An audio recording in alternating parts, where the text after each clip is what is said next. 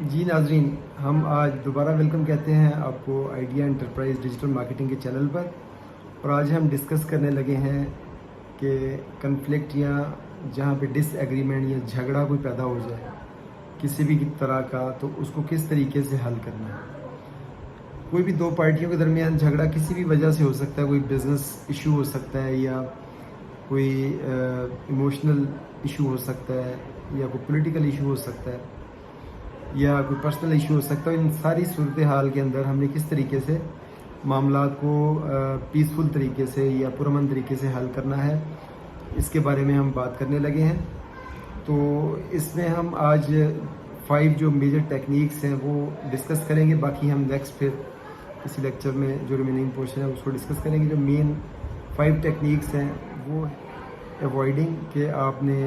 اس کو ایوائڈ کرنا ہے یا اگنور کرنا ہے یا دبا دینا ہے بات کو، اس سے آپ نے پہلو تہی کرنی ہے، چشم پوشی کرنی ہے۔ اب یہ کس وقت کیا جاتا ہے اس طرح کہ جب اگر کوئی چھوٹا سا مسئلہ ہو،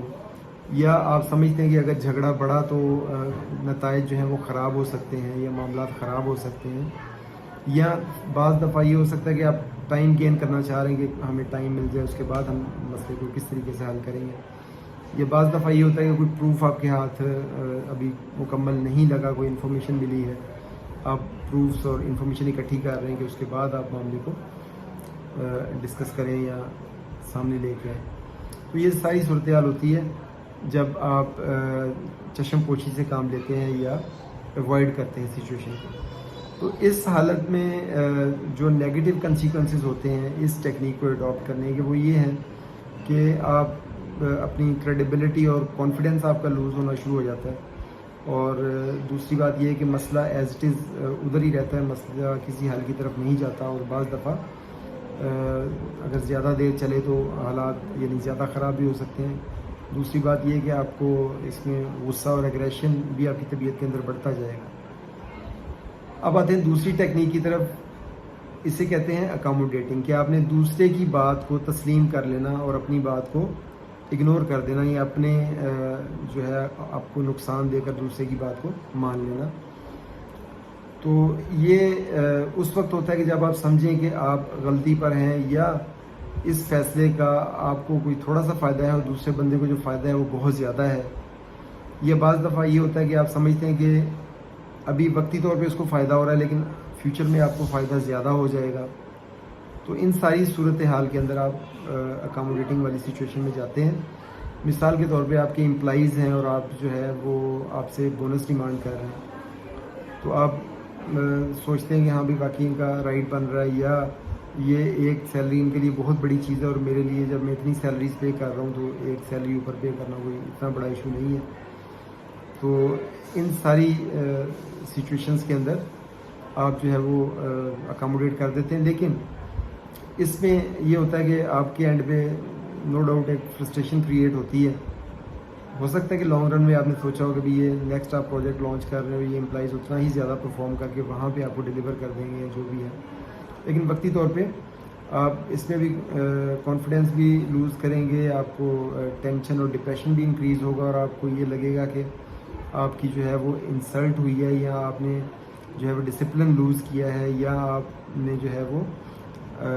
شکست تسلیم کی ہے، جس کو کہہ لیا جائے، کہ اس طرح کی آپ کی سچویشنز جو ہیں وہ پیدا ہوں گی۔ اب ہم آتے ہیں تیسری ٹیکنیک کمپیٹنگ کی طرف، کہ مقابلہ کرنا حالات کا، اور کوشش یہ کرنا کہ آپ جیت جائیں اور دوسرے کو شکست دیں۔ اس طرح کی سچویشن اس وقت ہوتی ہے جب آپ سمجھیں کہ آپ حق پہ ہیں، اور دوسری بات یہ کہ بہت ہی کرٹیکل ایشو ہو جس کے اوپر آپ قطعی طور پہ کمپرومائز کرنا بنتا ہی نہ ہو۔ تو اس طرح کی صورتحال میں آپ کو کمپیٹ کرنا پڑتا ہے اور حالات کا مقابلہ کرنا پڑتا ہے۔ طور پہ آپ کے امپلائیز جو ہیں وہ کہتے ہیں کہ جی 9 بجے ٹائم کر دیں، 8 بجے فیکٹری اگر اوپن ہوتی ہے تو اس کو 9 بجے کر دیا جائے، آگے کر دیا جائے بغیر کسی وجہ کے۔ تو آپ کو پتہ ہے کہ اس سے فیکٹری کو بھی نقصان ہوگا، آپ کے اوور آل ریونیو خراب ہوگا، سیلز خراب ہوں گی، لاس میں جائیں گے، سب پارٹیز کو نقصان ہوگا۔ تو آپ اس چیز پہ ڈٹ جاتے ہیں کہ نہیں، جو ٹائمنگ ہے وہی رہے گی۔ تو اس طرح کی سچویشن کو ہم کہیں گے کہ آپ مطلب کمپیٹ کرنا، لیکن اس کے نقصانات بعض دفعہ یہ ہوتے ہیں کہ بعض دفعہ پھر آپ اوور کانفیڈنٹ ہو جاتے ہیں اور ہر چیز میں سمجھتے ہیں کہ آپ ہی رائٹ ہیں، اور آپ کے ارد گرد بھی جو یس باس والے لوگ اکٹھے ہو جاتے ہیں، آپ کو تصویر کا دوسرا رخ جو ہے وہ نظر آنا بند ہو جاتا ہے، جو اپوزیشن ہے وہ ٹوٹلی ختم ہو جاتی ہے، اور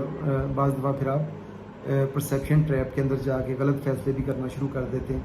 تو یہ اس کے نقصانات ہیں. چوتھی ٹیکنیک ہے اس میں کولیبوریٹنگ. کولیبوریٹنگ یہ کہ مل جل کے کسی ایک حل پہ پہنچنا، کہ دونوں پارٹیاں رضامندی کے ساتھ کسی ایک حل پہ پہنچ جائیں، اور یعنی دونوں ہی سمجھیں کہ ہم دونوں جیت گئے. ون ون سچویشن جس کو کیا لیا جائے، کہ مثال کے طور پہ آپ کے امپلائیز جو ہیں وہ 2 بونس ڈیمانڈ کر رہے تھے اور آپ نے ایک پہ ایگری کر لیا. وہ انہوں نے سمجھا کہ وہ بھی جیت گئے اور آپ نے سمجھا کہ آپ بھی جیت گئے، کہ آپ نے ایک بونس کم کروا دیا. تو اس طرح کی سچویشن جو ہوتی ہے وہ کولیبوریٹنگ ہوتی ہے، کہ دونوں پارٹیز جو ہے وہ سیٹسفائیڈ ہوتی ہیں، اور لانگ رن میں یہ جو ہے وہ کام بہتر طریقے سے چلنا شروع ہو جاتا ہے. اور اس کے بعد لیکن یہ ضروری نہیں ہوتا، بعض دفعہ کنفلکٹ اس طرح کی ہوتی ہے کہ کولیبوریشن میں بات آتی ہی نہیں ہے. ہر بندہ اپنے اپنے پوائنٹ آف ویو پہ ڈٹا ہوا ہوتا ہے، اور وہ اپنا ہی بات منوانے کی